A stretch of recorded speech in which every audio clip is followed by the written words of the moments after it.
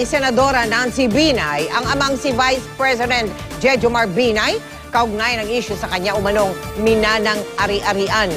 May sagot din ang senadora sa kumakalat na video kung saan makikita ang kanyang ama habang namimigay ng pera.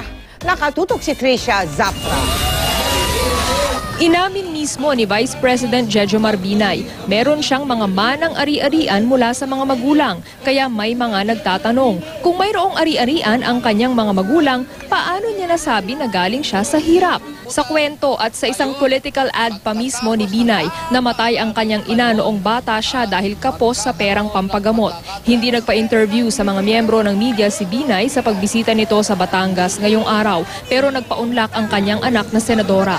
That property na namanan niya dun sa nanay niya, hindi pa yun pag-aari nung lolo't lola ko eh. It was still, kumbaga, pag-aari nung lola ng Vice President natin. So, it was not at their disposal to be used to buy medicines.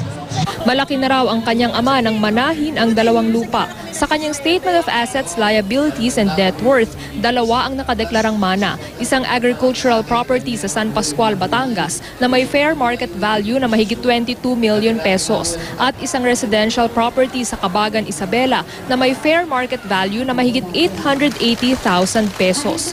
Ikinalulungkot din daw ni Senador Nancy Binay ang pagpapakalat sa social media ng video kung saan makikita ang kanyang ama na nakaupo at namimigay ng pera sa nakapilang mga tao. May mahigit 100,000 shares na ito at higit sa 3 milyong views ang video na in-upload sa isang Facebook page. Paliwanag ng senadora, araw ng Pasko ng 2010 o 2011 daw ito kuha sa labas ng bahay ng Vice-Presidente sa Barangay San Antonio sa Makati. And every year, yung mga namamasko, bumibisita sa bahay namin, binibigyan niya ng pamasko, di ba? Yung mga 20, 50, sabi ko nga, yung ibang napupunta doon mukhang abonado pa. Mula rito sa Batangas, Tricia Zapra, Nakatutok, 24 Oras.